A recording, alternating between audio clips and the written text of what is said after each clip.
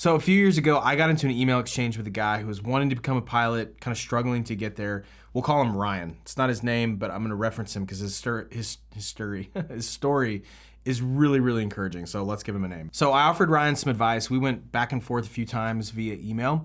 And then a few years later, this is the coolest part, I'm not making this up, he ended up being the flight instructor, sitting in the right seat of my airplane right next to me, giving me instruction, and I'll tell you more about that at the end. But it is so encouraging to see how he went from kind of struggling and had a lot of obstacles in front of him, all the way to becoming a certified flight instructor, signing my own logbook. And so it got me thinking, I know that there are so many more Ryans out there, so to speak. I know that many of you are maybe wanting to do this and thinking about it, maybe struggling to get there from fear, uncertainty, or doubt, or all kinds of things. So I wanted to share Ryan's story with you and some of the things that I share with him and some of my other advice in case it can be encouraging to you. And so if we're just meeting, my name is Charlie Gassmeyer. I'm a commercially licensed pilot based here in Dallas, Texas. I also own my own airplane, and I make helpful content for private pilots and aspiring pilots. I've been flying for about 20 years, and so I really just want to share my journey in case it can be encouraging to anyone else that wants to become a pilot and own their own airplane one day. So 4 years ago, Ryan sent me this email. Hey Charlie, I really have enjoyed your videos. I've been watching since August of 2020, and I've decided to follow my passion and find a flight school and go after my dream. I just recently got my medical and a handful of hours in a 172, and I'm now working on ground school. My dream is to be a pilot, and I've talked with loved ones about the idea of pursuing flight school as a career, and I've been met with zero support, or you're out of your mind to take out a loan and become an instructor and go to the regionals. I'm reaching out to you because I don't have any support or people encouraging me that I can make my dreams come true. I know I can do this. It's just hard having no one in your corner but yourself. So it would mean a lot if you could give me some advice to show me that it is doable. So here are some of the things I told him and some of the other things that come to mind if you are wanting to pursue flying as a job or even as a hobby. So first, I think you need to know that not everyone is going to share the same passions as you or interests. I know it blows my mind that not everyone wants to be a pilot, because I just think flying is literally the coolest thing in the whole world. But not everyone, and I don't say that with hyperbole, I really believe that. But not everyone's gonna feel that way. And so you are probably gonna experience some pushback, or at least people kind of questioning, like, you sure you wanna do that? That's a lot of work. You're gonna be met with some of these questions. And so I think you're gonna have to give yourself permission to pursue the things that you're uniquely interested in, because other people aren't interested in the way that you are. And that's okay. And then I think you have to make actionable plans to go pursue those things, because other people aren't gonna create the plan for you to go do the thing you want to do, because that's not their dream and they're not as interested in that as you are. And so if you're meeting some obstacles and other people not being as encouraging as you want, I think you have to tell yourself, like, okay, well then I'm gonna have to put the plan together to go realize this dream, because other people aren't as interested in it as I am. Now, it is really, really hard to pursue something when your loved ones aren't supportive of it, or even maybe if they're not all the way unsupportive, but maybe they're just not as jazzed about it as you are. I understand how hard that can be, because you might not have the wind in your sails or the wind at your back, so to speak. But that doesn't mean that you shouldn't do it. So I told Ryan this verbatim. When I quit my job a few years ago to pursue entrepreneurship full-time, not everyone in my life was supportive, and that just crushed me. But I believe there's wisdom in following your passions, because I think you have those passions and interests for a reason. That's also not a reason to throw caution to the wind when those around you are encouraging you to not make that decision. So for me, it came down to a lot of prayer, a lot of analysis, and a lot of waiting to validate whether or not I was being flippant about a big financial and career decision, or if it really was a sustained calling of sorts to change careers that had a very real financial risk associated with it. And so that's my advice to you too. Proverbs 15:22 says, without counsel, plans fail, but with many advisors, they succeed.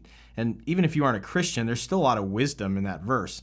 So definitely listen to the counsel of those around you, but also remember, you might differ in your passions than others, and that's okay. And so secondly, from a financial perspective, I told Ryan that taking out a loan to go to flight school is really just a financial puzzle. Can you reasonably pay back those loans with the trajectory and roadmap of your pilot income? And if you can, then I don't think all debt is bad necessarily. So if it can be used as a tool, and it's not just consumer debt where you're just buying things you can't afford, but if it's a tool that you're using to hopefully actually go make more money, then I think it's a good tool. It's just a financial puzzle at that point. Now, if you're paying for flight school to be a pilot just as a hobby, then obviously you're not gonna be making money on it. So it's a different financial puzzle.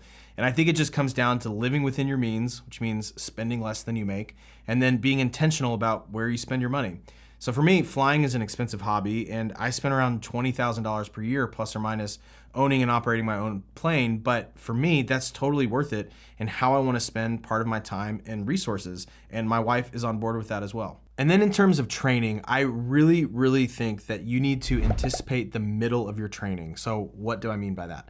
Well, the beginning of anything is fun because it's new and exciting and you have lots of energy. The end also gets a little bit easier because you can see the finish line, so you get renewed energy. But that middle slump is where things get really hard because you're fatigued, you have an appreciation for the amount of work involved, and you have an appreciation for the amount of work left. So those three things combined to make the middle really difficult. And this is where most pilots quit and they waste a lot of money and time because of it. And so you really have to anticipate the middle because that slump is coming for you in a very real way. And I think one of the best ways to get through that hard part of training is to surround yourself with like-minded people.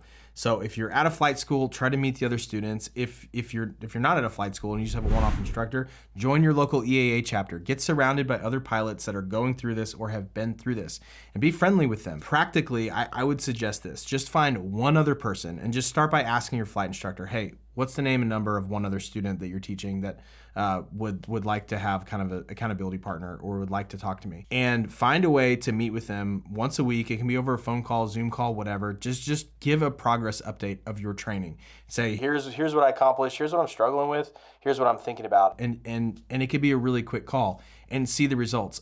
Transparently, I've been doing this lately for YouTube. Guy that's become a really, really close friend of mine, Barrett, he has a really cool channel called Pickleball Kitchen. You should go check it out. Hey, Barrett. We have a weekly Zoom call where we just talk about what's going on as creators, things that we're struggling with, ideas we have, things we're seeing that have gone well, things that haven't gone well, and we just talk about it. And we're just kind of in the trenches together. He lives in my city, and we've become really, really good friends. And it's given me a renewed energy to push through some of the harder parts of being a creator because I feel seen and understood, and you have a buddy to go through it with. And I can't find the link to the actual study. I looked hard for it, but there are loads of articles citing a study from the American Society of Training and Development back in 2010 that said you're 65% more likely to complete a goal if you tell someone else you're committing to do it. And then get this, and you're 95% more likely to accomplish that goal if you have consistent check-ins with that someone. So it doesn't have to be complicated. Find one way to make a new friend to say, hey, can we just encourage each other via text or just kind of be partners as we're going through this thing and have someone to talk to. I promise it'll make a big difference.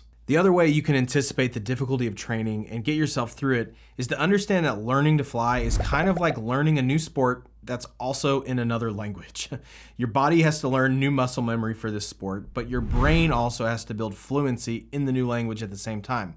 So that is some of the best advice I've ever gotten from an instructor. It's simple, that learning all this stuff is just building fluency in a new language. And if you've ever learned a new language before, you know how much practice and repetition it takes because you are learning new vocabulary, new concepts, new verbs, new everything, right? And so flying is really, really similar. And so I think if you can understand that you're just gonna have to build a new fluency and that it's a new muscle and it's going to take practice, I think you'll extend yourself a lot more grace because you won't be as freaked out about air traffic control communications, for example, because you're like, oh yeah, the reason that's overwhelming is because it's a freaking new language and I'm not fluent in it yet. And so you'll give yourself some grace when you say like, man, I really flubbed that ATC transmission or whatever. Thank goodness no one heard it or whatever. My instructor had to bail me out of that one.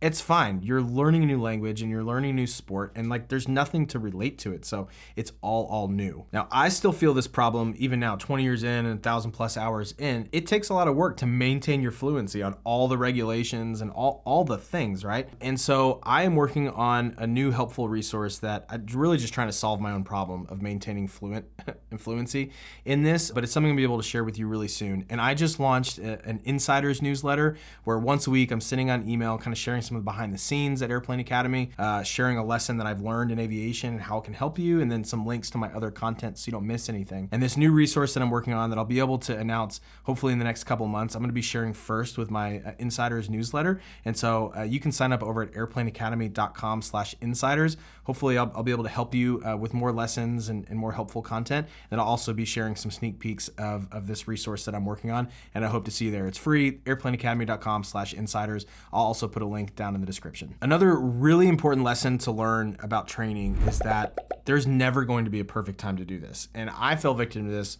while ago. A year ago, I was really wanting to go back. Well, I've been wanting to get my commercial for a long time. I started and stopped it many times. I've talked about it on this channel. But a year ago, I was telling my wife, I said, gosh, I really want to get my commercial because I really want to get my CFI. Commercial feels like a lot of work. There's a lot of stuff I have to relearn because I got my private forever ago. But I don't know if right now is the right season. You know, like I was working on a couple startups that I'm still involved in, one of which is this channel. And I have 2 kids, 2 and under, and so by the time we put them to bed at night, gosh, I'm just exhausted. And I wake up, and this just doesn't feel like a great season. But I really want to do it, and I'm so thankful that Corey, my wife, eventually just heard me say that a number of times, and she just lovingly challenged me. She's like, you know, I don't think there's going to be a better season than this. I'm like, what are you talking? Like, this feels like a really difficult season to try to go back to flight school and relearn all this stuff and stay up late studying, et cetera, et cetera. She goes, yeah, but like, when's it going to get any easier? I mean, okay, a couple of years from now, yeah, the kids are going to start staying up later, and then we're going to have sporting events and different things. I mean, like, yeah, you're tired by the time you put them to bed at 8 o'clock at night. But they go to bed at night every night at 8, and then you have to stay home because they're in bed and we're not going to leave the house. So isn't that actually the perfect time at night to be studying? Like, that season might go away soon, and it's going to get even more involved in the evenings and stuff. And I hadn't thought about it like that. I wasn't thinking opportunistically. I was kind of thinking glass half empty. And so I took her on that advice, said, okay, you know what, I'm going to do it. And it was hard getting back into the rhythms of studying and doing early morning flight lessons and stuff. But I did it, and I got through it and passed on a commercial, and then I did the same thing with my multi-commercial a few months later. And so I think you just have to realize there's never going to be a perfect time to do it, and if you're looking for it, it doesn't exist. And so think about, yeah, how could I actually do it in this season instead of putting it off? And the thing that had to more or less get cut out during that season was Netflix, social media, things that you can inadvertently waste a ton of time on.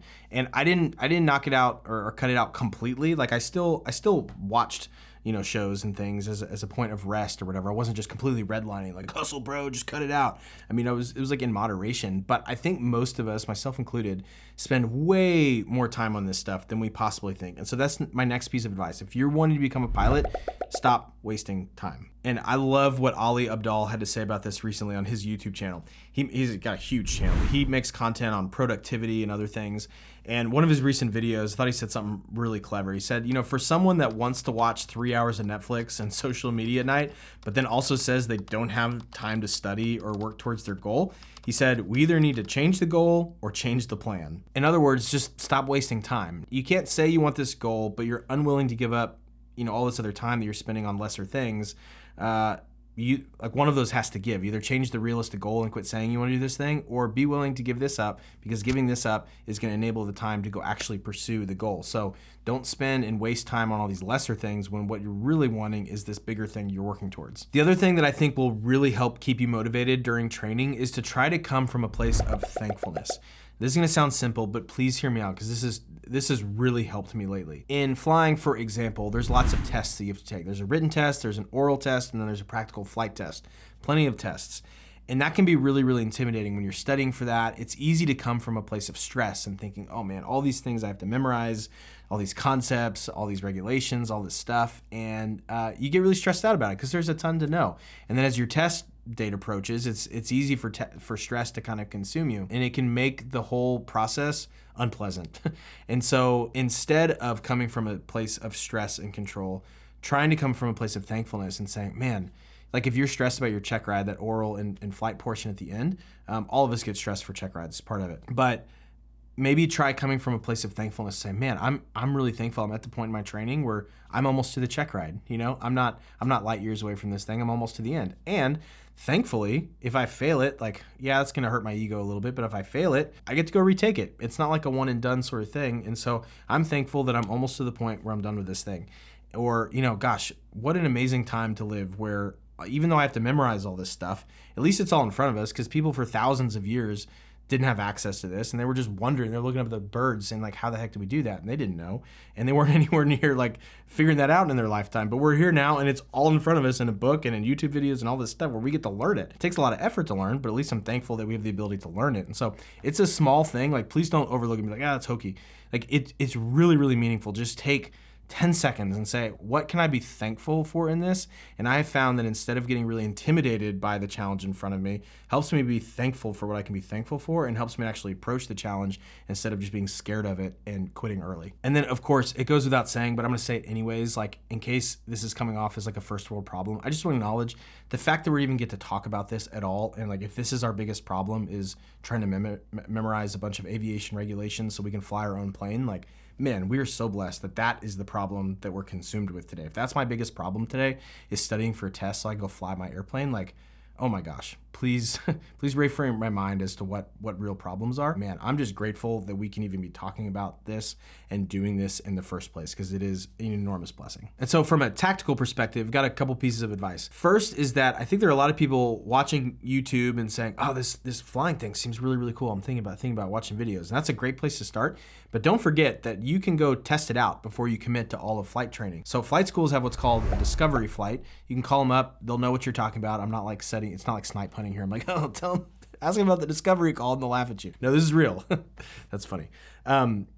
It's a real thing, and you can get it. They'll put you in the left seat, just the pilot seat, and you'll go do a flight and you'll experience the whole thing. Sometimes it's 30 minutes, sometimes it's 60 minutes, but usually it doesn't cost that much in the scheme of flight training, and you go do the real thing. And so kind of take it out of the internet realm of just something you're researching and bring it to real life. Sometimes they'll even let you record it, or they'll record it for you. Sometimes they don't want you to do that or whatever, but then you can go back and watch it. And so take the first step towards actually doing it. Go take a discovery flight. And secondly, and really importantly, if and when you do start ground school and you're learning all that required knowledge, make sure you're taking your own notes along the way. Now, that might sound obvious, but since online ground school has gotten so popular, it's really easy to just watch the videos and think that you're retaining the knowledge after you watch each video. That might work for a few videos, but I promise you won't be able to memorize everything on the first take. You will need a set of notes that you can study independently without the videos and without an instructor in front of you. I made this mistake when I was going back through my commercial, because most of it is review from your private. So as I was watching the videos and stuff, I thought, yeah, I already kind of know this, or I'm certainly already familiar with it or whatever. And then I went to start practice tests and I was getting like 80%. I thought, oh man, I thought I'd do a lot better than that. I realized there were like a lot of really specific regulations or specific numbers that I was close, or I kind of knew the general idea, but I was getting it wrong. And so I had to go back and I realized, oh man, there's so much here. So then I had to kind of make my own study guide. So that way I had something to actually kind of commit to knowledge, because practically you're not going to go rewatch the videos and binge the videos 5 times a day. You need to be building some sort of note guide or study guide. That way you can kind of be getting repetition with it. So, made that mistake. I don't want you to make that mistake. And then after making my own study guide, I ended up getting a 95% on the commercial test. Obviously I was going for 100, didn't get 100. But the reason it helps you to score better, I mean, one, you need to know the knowledge anyways, right? So that's the correct answer. But practically speaking, all the things that you get wrong on the test, your examiner is going to have to talk to you about or ask you questions about that on the check ride. So if you get a 70, that's still passing, but there's a lot more things that they're going to have to ask you in the check ride. You want to try to make the check ride as short as you can reasonably. So the higher you get, the less questions, less scrutiny you're going to get in that regard. So again, I think this is a big challenge in aviation right now, is maintaining that fluency, understanding how do we get a lot of repetition on all those things to commit them to memory. And again, I'm working on a really big project that I think is going to be able to help a lot of people. I'm building it because I have this problem, so I'm building the solution for me, and then I want to be able to offer it to other people. And I'm going to be talking about it on my Insiders newsletter, again, airplaneacademy.com/insiders, and you can be the first to find out about it. So back to Ryan from the very beginning of the story. So we exchanged some emails. I gave him some of the advice that I just shared here, and to his credit, he went through and went all the way to become a certified flight instructor. And he sent me an email, a couple of years later and said, Charlie, I just want to touch back in. I'm a CFI now. And I was so happy for him. But funny enough, he was living in the same city as me. I'm based in Dallas, Texas. He said, if you ever want to fly, let me know. And I said, well, actually, I am working on my commercial right now. And I found out that there is like one more requirement that I have to get for dual or whatever that I guess I just never checked off the list. So I actually do need a flight instructor to fly with me sometime. Would you want to be my flight instructor? So we got together and we went flying, and he signed my logbook. And it is so meaningful to me that he had reached out, years ago saying, I'm struggling with this thing. And then to his credit, he put in the hard work and became a CFI, and now he signed my logbook. So I think it's so relatable, because Ryan's story absolutely can be your story. You can absolutely become a pilot, get your license, own an airplane. All these things are accomplishable. The problem is most people wait. And not only do they wait, but sometimes they wait until a point where they actually can't do it at all. And it's really, really easy to fall into that. And so in the video on the screen, I want to share with you why right now is absolutely the best time to get started. So I'll share with you why that is and how you can get started today. So I'll see you in that video.